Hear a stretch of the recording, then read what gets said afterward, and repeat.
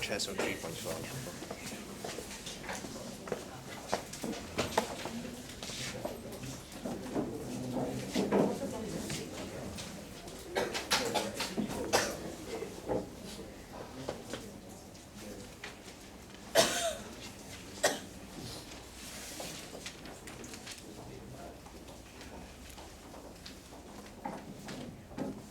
Good afternoon, ladies and gentlemen. Welcome to the semi-finals of the Ministry of Education Anglo-Chinese Junior College Intercollegiate Debate Tournament 2013.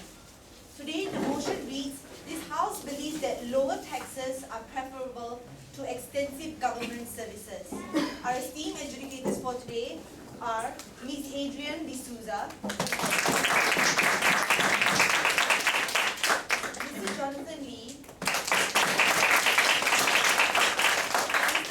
Sim. In proposition today, we have the team from Anglo-Chinese Junior College.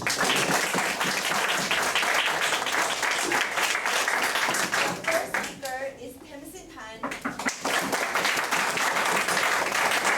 second speaker is Rabin Kok. The third speaker is Wittberger. Rabin. In opposition today, we have the team from Tampine Junior College.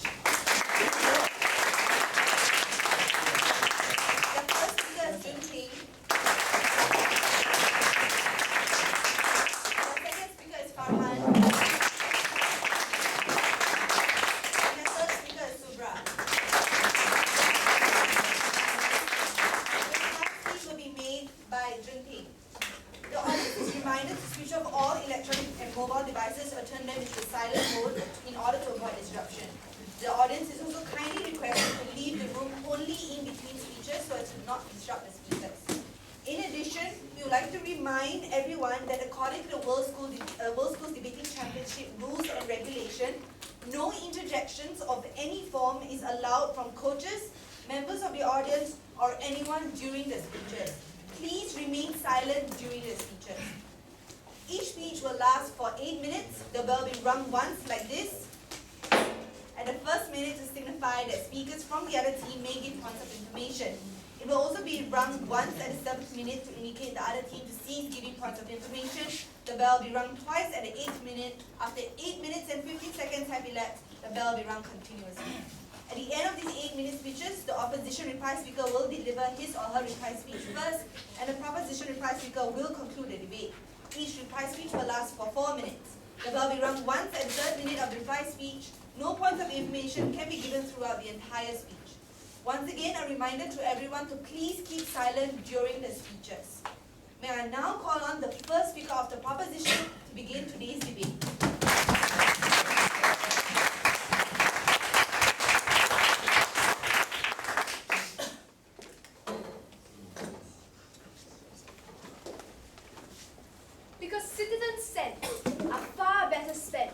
Government's dollars. The side that you stand with for better services or for betterment of the nation as a whole is proposition.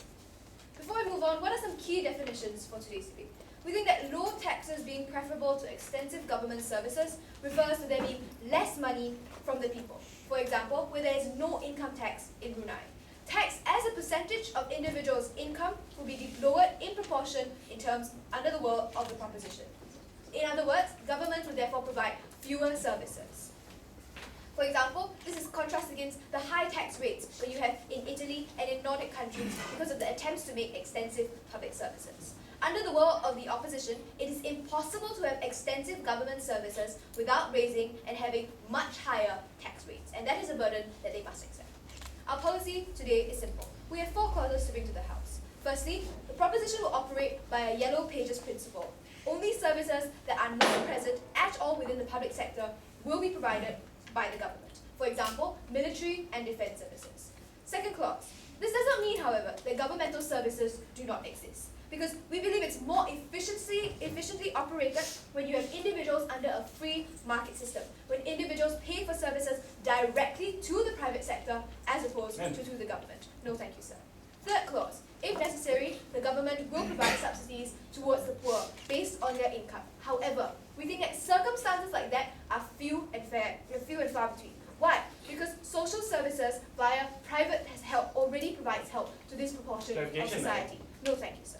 For example, when we have the Red Cross movement in the Philippines, which provides the civil defense with 97% of volunteers for its staff and workers.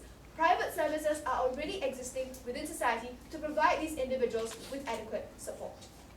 Last clause. We stand for antitrust legislation that prevents the formation of monopolies within a private sector system. Where should this debate particularly take place under? We think it's precisely so when we're shifting from having extensive governmental services to privatization, even if governmental directed, and allowing for the transformation of the whole sectors to that of the private sector. The yardstick of today's debate is which side best ensures the cheapest and most efficient services. How are we going to prove this? We have 4 points to bring to the House today. Firstly, on how it lowers costs. Secondly, on how it allows for higher quality services. My second speaker will then forward on how it prevents political exploitation of these services and spurs national competitiveness. The first point on how it lowers costs. The thesis of this argument is that people pay less in terms of direct fees to corporations as opposed to when services are provided by the government. Why? What precisely is the harm under here? Because there are systemic problems underlying every governmental system and every governmental service provider. Because sometimes the government provides for services that people don't need because of the lack of checks by the people towards these services. For example, governmental provision of higher education courses in rural parts of Indonesia and the Philippines, despite the fact that local education, hold on a minute sir, at the primary school level was already bad. And they needed the technical expertise to develop agricultural and their manufacturing base. We can clearly see a divide between what the people need and what the government eventually provided. Yes? In the case of universal human rights like free healthcare and free education, under your policy, would countries subsidize those issues? No, sir. We think that governments will not subsidize education or healthcare under our policy. As I already explained clearly in our third clause, provision towards the poor within society has already been done by the private sectors. Quality is assured when we are allowing for private provision of these things. The only form of channel or incentive for the government to provide low-cost services is that of the democratic vote. What is the problem with this check? Because at elections, people vote based on a huge number of issues that are important, and this dilutes the very importance of public services provided at the point of elections. For example, when nations vote based on international relations or economic policies, women's and the rights of minorities, the point of public services is far diluted at that point of national election. And that's why the vote is an inadequate check on allowing for lower costs of public service. This causes government services to be far more costly in terms of the overall tax that people need to pay for these services. For example, when in Norway you have 45% of income tax, that's nearly half of every individual's total income. Yet, they only have a 5% personal income savings rate within Europe. What does it mean? It means that the bulk of their income still has to be spent on services because of the high cost of living. So obviously, despite the fact that they have extraordinarily high tax rates, the government is still inadequate in providing the precise services that your people need. Conversely, under our model, private corporations have a much greater incentive to provide lower costs. Why? Because these are competitive bodies. Their aim is to protect their profit margin and allow for cost-efficient services. This incentive is far stronger than that of the government to vote. Why? Because corporations are solely dependent on this for survival. They are pushed, therefore, to ensure lower costs on the side of private corporations as opposed to that of the government. For example, we will hold the example of having high taxes within the UK to provide for the national health system there, which is as compared to that in Hong Kong. When under the NHS, it was shifted to allow for privatization within the NHS itself, to allow for specialization of services within it. For example, having catering and outsourcing. No, thank you, sir. This was shifted because government services are now becoming privatized and becoming community and volunteer based, which is precisely what Hong Kong recognized in their statement released by the government in the February of 2013. Because they recognize that private sector lowers the cost. Therefore, through lowering the cost, allows for more people to have access towards these services that are crucial. So there's a paradigm of the proposition that protects this. Second substantive on how it allows for higher quality service. The thesis of this argument is that private corporations cater continuously to specific needs, assuring individuals of much better quality services. Why? Because governmental services form a monopoly. There is no other firm or body to compete with your body of the government. Therefore, and more than that, they don't have the sole thing to provide because the government covers far too much under one body. Because governments are less likely to be able to provide quality services. For example, if you have 1,000 trains available, perhaps you may have free transportation. But what happens when every single one of your trains has a 70%, hold on a minute sir, chance of breaking down? But more than that, has unhygienic qualities within the train system. The government is too far stretched to provide everything for your populace. Yes? Don't you think that private firms then will prioritize that efficiency and low cost over the quality of healthcare given to people? No. Private services, because of the fact that they are competitive, because of the fact that they need to attract demand, will obviously provide the best possible services for your people. Back to my substantive then. Conversely, under our model, private corporations have a greater incentive, are more sensitive towards the public demand, because they're dependent on these services for their entire livelihood and revenue.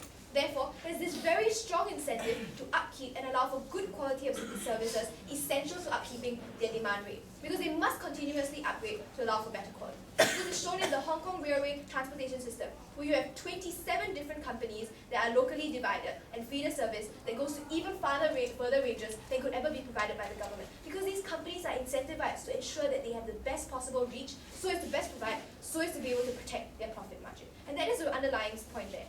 And more than that, quality is important because when you have low quality services within a nation, you decrease the standard of living of every individual. Therefore, I've proven to you why quality is upheld in our world. But more than that, why individuals will better be able to access these essential public services now when they're provided by the private sector. The better world is the proposition.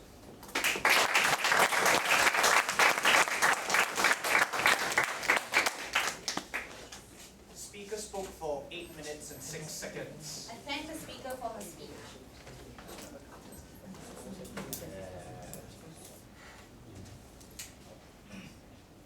May I now call on the first speaker of the opposition to give his speech?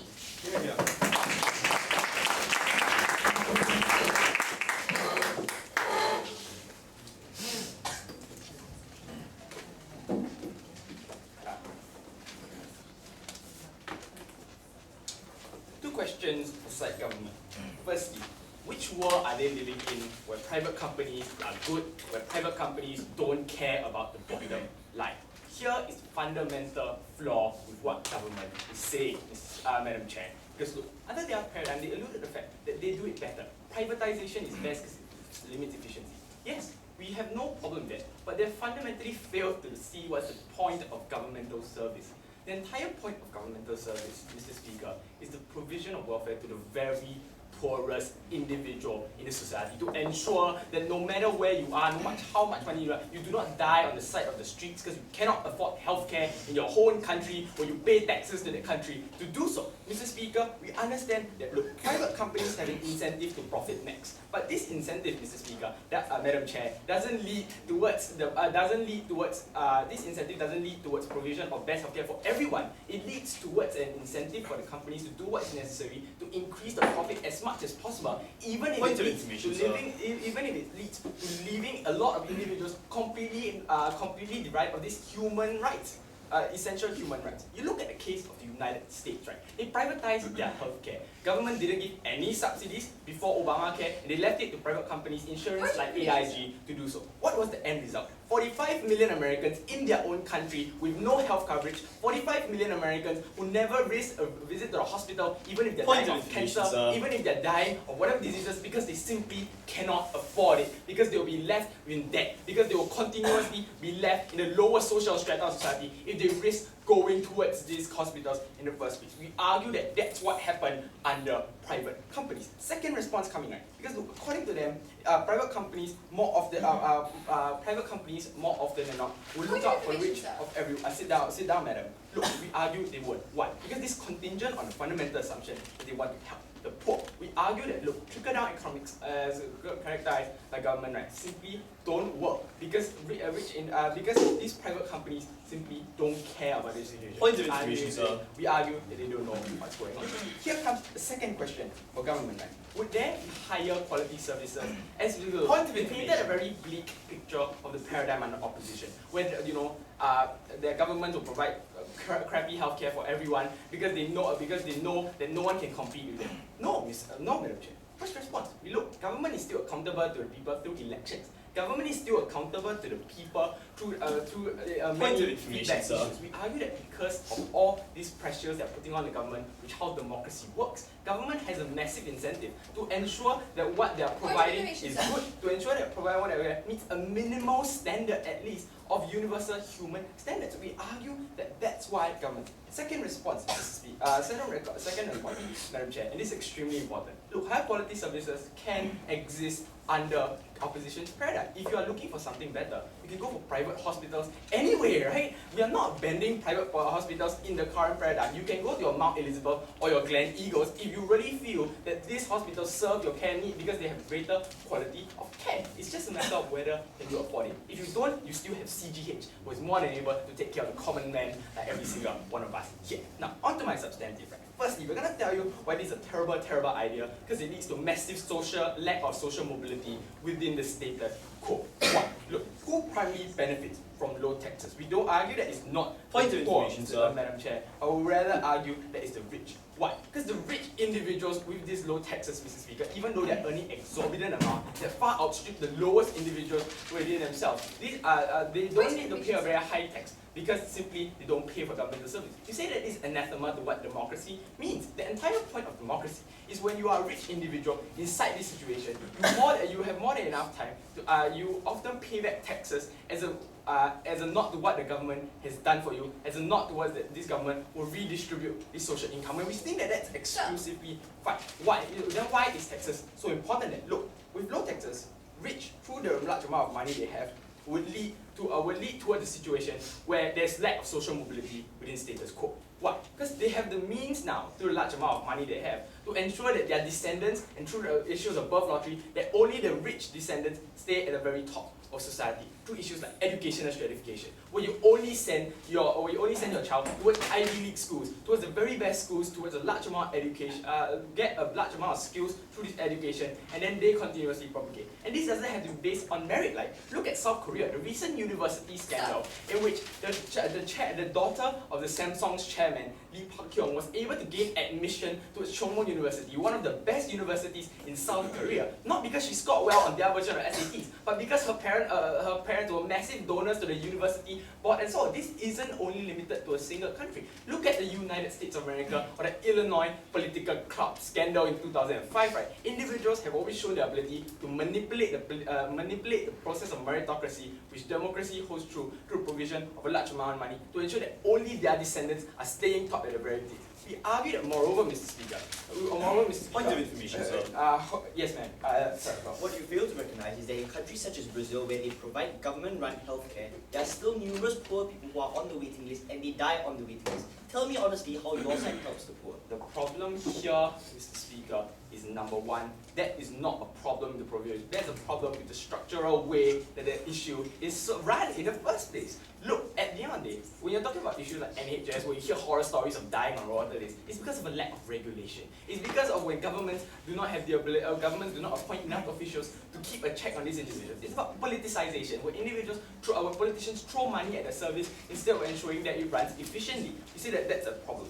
Now, look, secondly, on the issue of social mobility, we argue that, look, at the end of the day, provision of social welfare is extremely important. We stand for what the Scandinavian countries do, right? Where you run massive supply side policies like training institutes, where you get these poor individuals who are poor not because they are not because they're stupid or anything, but because through the issues of birth lottery, where they were born with a bad luck in life, through the provision of better educational training skills, like training institutes like what you have in Germany, giving them technical skills, you inevitably bring these people to middle class, you inevitably bring these people up towards, through scholarship grants, bring them into upper class even, Madam Chair. We argue that, look, this is extremely important, because it is extremely important, because it creates the idea where you have a society where birth lottery doesn't determine your lot in life forever. The issue here when governmental services continually allow you to oscillate within this is extremely important. Moreover, Mr. Speaker, we say this is better for the economy as a whole. Why? Because you create a sustainable source of domestic income that's happening under your paradigm. You look at Sweden, for example. The difference between a CEO and a road sweeper on the side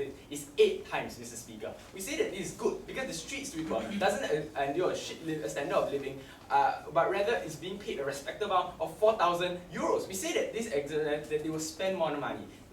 more money. And consumption is essential to letting the country run. Under government paradigm, you have individuals who are so poor that they don't have the ability to continuously and contribute to the economy as a whole. It's extremely problematic. As then you'll be susceptible to external demand, which when recessions occur, like did in 2008, you have countries completely nose-diving completely, losing a fair amount of money simply because of that. We argue, Madam Chair, that look, government has a simple duty.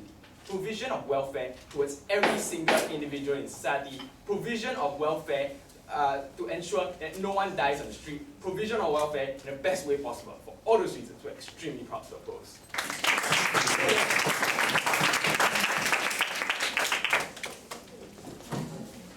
Speaker spoke for 8 minutes and 11 seconds. I thank the speaker for his speech.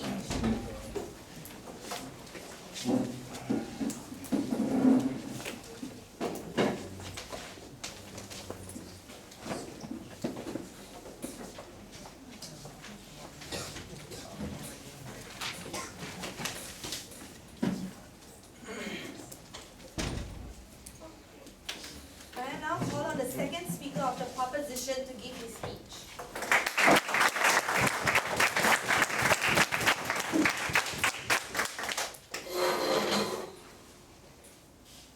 Members of this House, the main problem with opposition's case is that they aren't really debating about low taxes and government services today. They're debating about why, in general, it is good to redistribute wealth. They're debating about why redistribution and helping the poor is good. And we've already told you from our first speaker onwards that we support redistributive taxation, we support charity work, so long as in the end, the overall amount of taxes people pay, even in the highest band, are low. And what we are saying today is that it's best achieved by letting the private sector, rather than the government, provide the services people need in the state. But okay, I'm going to engage them anyway and take down their case under two main points of contention. First, which side ensures government services function better? Second, which side ensures better equity in society? Let's first look at services. The first attack they gave us was a lot of rhetoric about human rights. Ladies and gentlemen, we stand for human rights too. The main question of this debate is how best to provide these essential services to people. Which brings me to their second line of attack. They told us private companies only provide for the rich.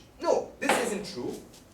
This isn't true, no thank you, because the government is even more likely to provide only for the rich. Just think about it, ladies and gentlemen. In a lot of cases, the government only builds huge monorails and transport services and health services in the center of cities, where rich urban voters are, not on the outskirts, where poorer voters are. More than that, we've already argued in our first speaker that the government often just doesn't know what the poor need. It is very useless to have a high-speed monorail running above the city, which the government built for the sake of political expediency, when below it, there are slums which have no access to the monorail stations on which the system operates. Therefore, we say private corporations anticipate the incentives of the poor better, governments don't do this. So why then are private corporations better for the poor? Because all things being equal, private services are more efficient, and the fact that they are more efficient means costs is reduced for the poor. Under their side, poor citizens would pay a huge amount in taxes for inefficient government services which are targeted towards the rich anyway and never really serve the poor. On our side, what happens is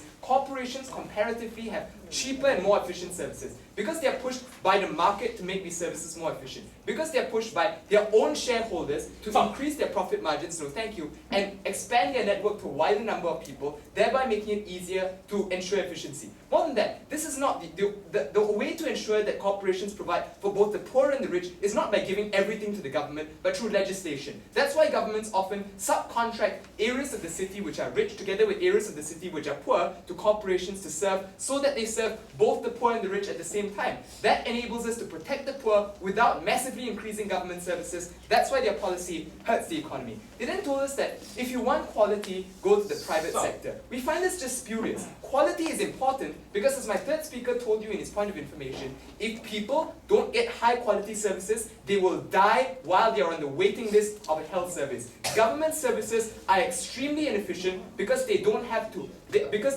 make services more efficient and of a higher quality just to survive. That's why the whole services which are subcontracted to private organizations are far more efficient. Here's another reason why private organizations provide for the less well-off and the poor. Because if people cannot afford these services, private corporations will go out of business anyway. That is another reason these corporations have an incentive to provide for the poor. Finally, they told us that structural reform is the way in which to achieve achieve better quality. Ladies and gentlemen, as we've already told you, reform and regulation only come about when your corporation or the government has an incentive to do so. Governments have no incentive to do so because they can often disguise the lack of quality in their public services under the huge amount of issues that turn up in an election. On the other hand, corporations have to make these services become of a higher quality just to survive, or else consumers, no thank you, won't buy their services. That's why our policy is better. Let's move on to the next point of clash in this debate, about equity. In their first substantive, they told us that government services entrench socio-economic inequality. As we've already said, this debate is not just about inequity. But okay, let's engage them on their grounds, rephrasing the argument to the poor can never access these services. The reason equity is entrenched is when the poor have huge amounts of their income taken away from them in huge amounts of taxes to fund inefficient government services. That's why on our side we say that efficiency is paramount, and a more efficient public service leads to less taxes being taken away from the poor, and therefore leads to the poor being better able to overcome their state. Let's move on to my substantives now. In my first one of substantive, I'm going to show you how it's our side that better prevents exploitation of public services. And they admitted that governments often exploit the services they provide for political ends. Why do we do this? Because allowing extensive government control of services heightens the risk that governments are going to exploit these services for political ends. The problem today is that in democracies, governments often can't openly abuse power, but giving them more and more ways to subtly influence the makeup of the opposition is a bad thing. Often what governments do is that they deny public services to opposition-controlled districts and give them only to government-controlled districts when, as under their side's model, they have exclusive control of these public services.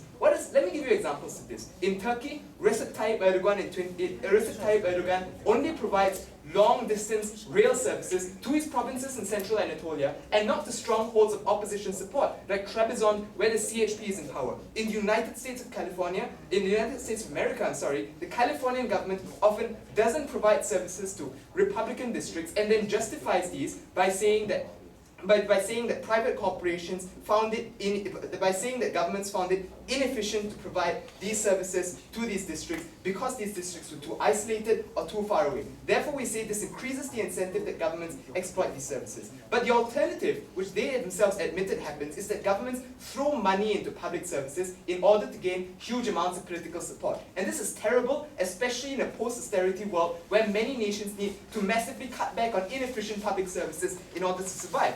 This huge spending is politically motivated rather than economically motivated, and therefore doesn't help nations reform their public sectors. For example, in Spain and Ireland, what happens and what fuels the sovereign debt crisis at present is that governments aren't being able to cut back on the public services they provided for so long simply because their people keep demanding it, because they keep throwing money into these public services, and they use these public services in order to increase their share of the vote. Therefore, the solution is to allow private corporations, which spend much more efficiently, which are less politically motivated, hold on a minute, sir, and stress responsible economic spending rather than politically motivated spending. Yes. What's the point of swapping government exploitation for private company exploitation, especially when private company exploitation leaves the lowest individual in society without basic human rights? Sir, I've already explained to you why it's less likely private companies are going to exploit the poor by completely denying services to them. Because if the poor can't afford these services, then these private corporations will go out of business anyway. Their shareholders keep them in check. Under government systems, the checks aren't as effective. Moving on to my next substantive, about how it's our side that spurs national competitiveness. Because low taxes tend to be what encourage people to work harder, growing the economy. High taxes and extensive services are comfortable, but they don't increase the incentive to work hard. Because people work hard for big rewards, and that is why their side causes economies to stagnate. Look at Sweden, where 50% of people's taxes are taken away by the government, and we see a slow economic decline over the past 8 years as GDP growth has decreased to 0.2% per year. The solution then is low taxes and cheaper services, and at the same time, our side allows people to work harder. Now that people can keep more of the property which they earn at work, they have a greater incentive to work harder, and these countries which institute lower taxes are therefore more business friendly. This is very important, especially in a post-austerity world where countries are struggling to find means to achieve economic growth. Therefore, because citizen cents are better spent than government dollars, side proposition.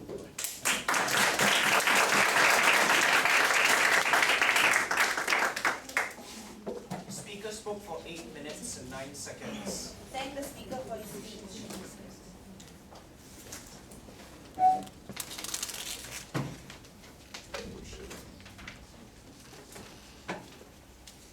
May I now call on the second speaker of the opposition to give his speech.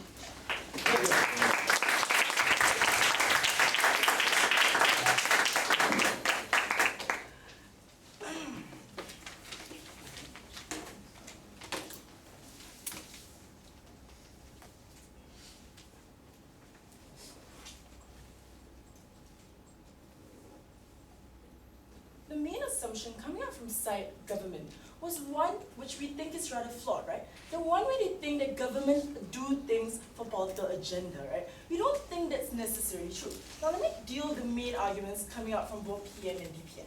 Now let me deal with the first argument on how they think the services of government is highly ineffective because at the end of the day, they still do it for political agenda. At the end of the day, they still only provide for the rich people. First level of response, we don't think it's true, right? Understanding, let's engage them. If they really want to talk about political agenda, we think it's perfectly fine, right? Because government thinks that at the end of the day, they still need to account to those people who are poor, because at the end of the day, they are the one who swing the votes, right? They are the one that gets to decide whether they are able to remain in power. So at the end of, so we think that government themselves are still accountable even to the poorest, the minority in the group, because they understand that they are the one that will help them maintain power within the system. We don't think that government will simply ignore them and simply don't hold any accountability with regards to the welfare of people in society. Then, Point of information. sit down. On the second argumentation, right, where they argue say structural reform will never happen because government are not incentivized, and all along this idea of accountability once more. We argue say government we argue that government does have the incentive to ensure accountability to the people, because at the end of the day, like I've mentioned in the previous rebuttal, for them to remain in power, the only way they can do this is to ensure that everyone knows that they are providing the best form of welfare to them, knowing that the government is putting a foot down and ensuring that they have the best services provided at low cost, right? And now let me deal with the rebuttals, with the argumentation coming out from DPM, right? On the idea that how firms do not have the same political agenda, and that's why firms can provide better quality services. Firms are able to provide services that are far much more cheaper than government services. First level of response, we don't think it's exactly true. Understanding why firms are being privatized at the very beginning, right? Understand how they actually run. When we see that firms themselves have this profit maximization incentive, right? They will never reduce their profit margin to ensure that services are cheap, right? That's why we think the fundamental flaw comes in. We don't exactly think that firms have this incentive to say, all right, I think this is a market I can tap on. I'm going to reduce the prices of the services so low that they can actually buy into it, right? We don't think this is necessarily true. We understand that firms themselves want to make as much profits as they can, get as much profit as they can from the people. We don't think their side ensures that firms provide the best, cheapest kind of healthcare towards the people. On the idea of quality of healthcare, right, which I'll be dealing mainly in my substantive, we think that the quality of healthcare is is being hindered by the very fact of this idea that they're trying to push for, the idea that they want lower taxes, right? Now, my bulk of my argument is simply showing you why it is necessary to have extensive government services to ensure that government provide the better duty of care towards the people. That's something that we think is fundamentally flawed in their case. They simply say that the government don't really need to do it, and other private firms can simply do a much better job. We don't think government can simply abandon their duty of care towards the people just because other firms are able to do it better than them. We say there are better alternatives, people are free to go to them, but we say at the end of the day, government needs to set basic healthcare, basic welfare for the people, basic social services that the people need, right? Because the main point of the debate is about providing services to people that cannot afford them to begin with. That is the main crux that we don't think they have exactly dealt with, right? Especially when we talk about the poor minority, right? They don't exactly have the ability to afford the healthcare that they want to provide. We think that is detrimental. But moving back to my argumentation, why is duty of care so important? Understanding that government has an obligation to provide the best kind of welfare possible without any compromise on the people, we think that duty of care is not compromised on their part. Because the moment you have low taxes, it necessarily harms the effectiveness of welfare provided, and we don't think the effectiveness of welfare provided by government necessarily should happen. Now, let's understand the nature of individuals within the extensive government services. People who volunteer, people who choose to work in the government services, right? Let's talk about hospitals, talk about police station, right? People who think that they can provide provide a social provision for the betterment of society. People who think that by joining such services, they are able to provide the best welfare possible. But the problem then kicks in, right? The moment you implement low taxes, we think the effectiveness of such government services greatly drops, right? Understanding when the individual themselves in extensive government services, public hospital, these individual nurses, doctors, you work for long hours where they constantly are put against the battle of trying to save life. That's why we think saving life is further reduced, right? Especially if they want to talk about a hospital in Brazil, right? He mentioned how in Brazil, people are dying even at government hospital. The problem there is because when now you implement low taxes, right, it leads to three consequences. The first consequence being on how now the effectiveness, or rather the machinery provided, drops its effectiveness. Second level, we argue how now there will be lesser people wanting to join government services. Third level, we say the people within the government services are disillusioned and no longer understand what's the point of being in there. And the fourth level, we argue, say it affects the people at the bottom the most, the poorest people, right? But before we move on, yes, sir. When no one competes with government services, when governments don't have to fight for profit margins to survive, and when they can hide the inefficiency in their systems from the vote, people die on healthcare waiting lists, people don't get to cities in time, your world is inefficient and doesn't have the quality of public services. Now, let me tell you why this doesn't exactly stand, right? Because they constantly say how government is simply gonna, when the moment comes, they're gonna push and shove the duty aside. They're simply gonna cover up all the tracks, and at the same time show that even though they're not accountable to the people will still believe in them, right? The government services would still work, right? We don't think that accountability is a huge issue, especially when I've already constantly dealt with it, right? I've talked about how accountability at the end of the day, especially when they emphasize how government has a political agenda, we argue, say, government necessarily provide the best for the people at the cheapest price affordable. People who now were able to afford the price that was given to them, right? But let me move on to my main argumentation, right? Now, how exactly is it harmful when low taxes really come into place? On the first level, we think the effectiveness of machinery constantly drops, right? When we talk about hospitals, X-ray machine, we talk about cancer treatment, right? We think that the moment you introduce low taxes, it necessarily translates to higher costs on government services with regards to the treatment provided, right? The medical treatment provided. We think this is not. We think this is fundamentally flawed, because at the end of the day, the government has a duty of care towards its people. The government needs to ensure that they're able to provide, the provision of welfare is at the lowest cost. On the second level, we think that now it deters people from wanting to join the government services, right? Where we think it's very important, where government services constantly ensures the welfare of the people. We think the moment you introduce low taxes, where government constantly cut costs, try to cut costs on, of the effectiveness of machines, try to cut costs on hiring people into this labor market, we think this is highly detrimental. On the third level, right, we think that it affects the people at the lowest strata the most, the poor people who were never once able to afford good healthcare under their paradigm, right? Understanding how firms profit maximize, understanding how firms does not have the incentive to help the poor people down there, we think outside this debate.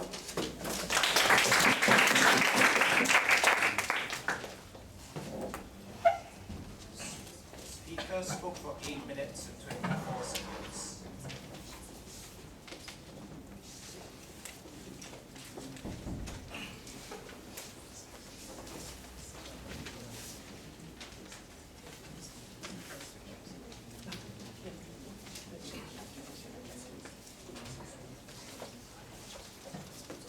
May I now call on the third speaker of the proposition to give his speech.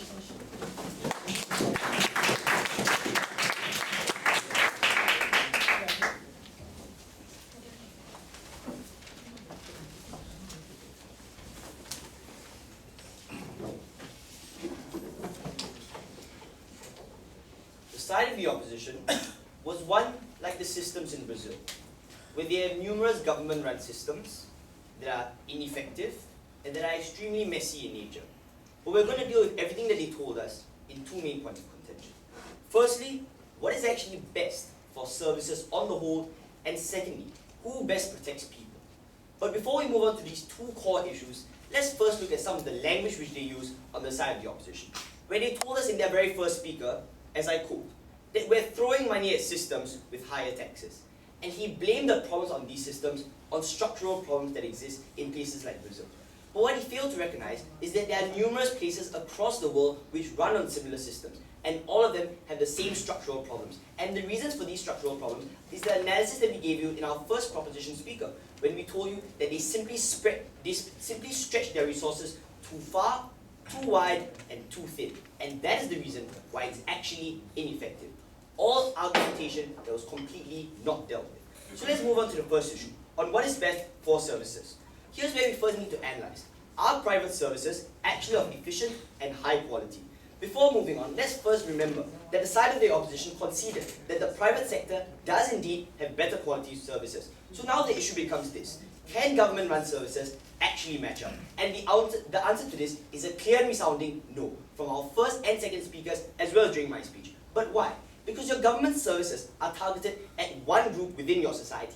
Therefore, by that very logic alone, there isn't going to be any competition. Because now the mentality is this: now that the government-run services are extended to the poor people within your society, this is the reason why now the private companies within your society don't bother catering to those people at the very bottom anymore. Because now the mentality is that the government is supposedly providing to these people who are at the bottom, even though they are not. But the mentality is there, and that is the reason why our private corporations won't cater to them anyway.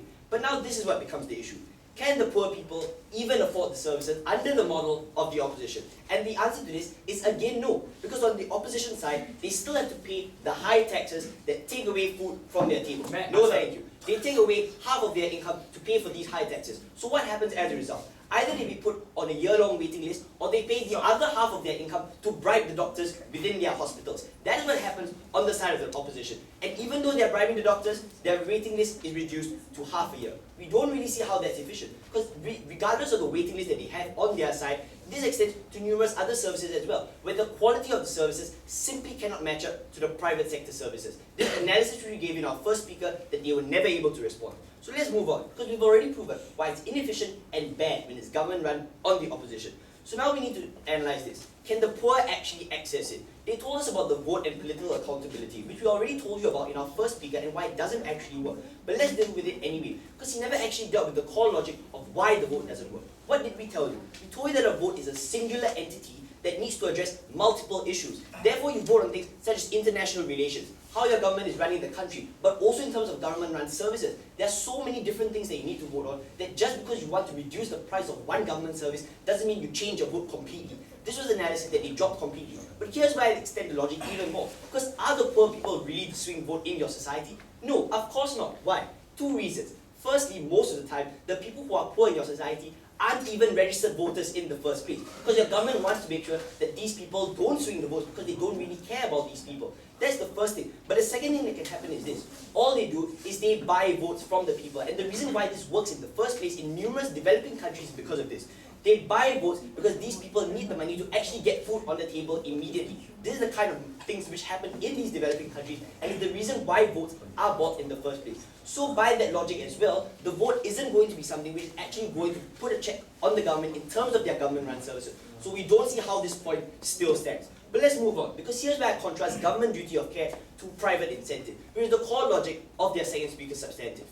Will private corporations still provide to the poor? The only thing that they told us is that private corporations are profit motivated. But exactly right, because that's what the side of the opposition completely negated. Because they failed to recognize there are two things which happen. Firstly, the private corporations will want to cater to the middle class, the people who can afford it. But once they realize that competition is so stiff within the middle class, what happens is they need to expand their scope and cater to even more people. And how they do this is by catering to the poor people as well. But before I move on, yes. Explain to me why would companies cater to the lower class when they simply see no profit margin from coming Because out there is profit, sir. What you fail to recognize is that you're catering to 100 people. Let's say you cater to 100 people and you charge all of them $2.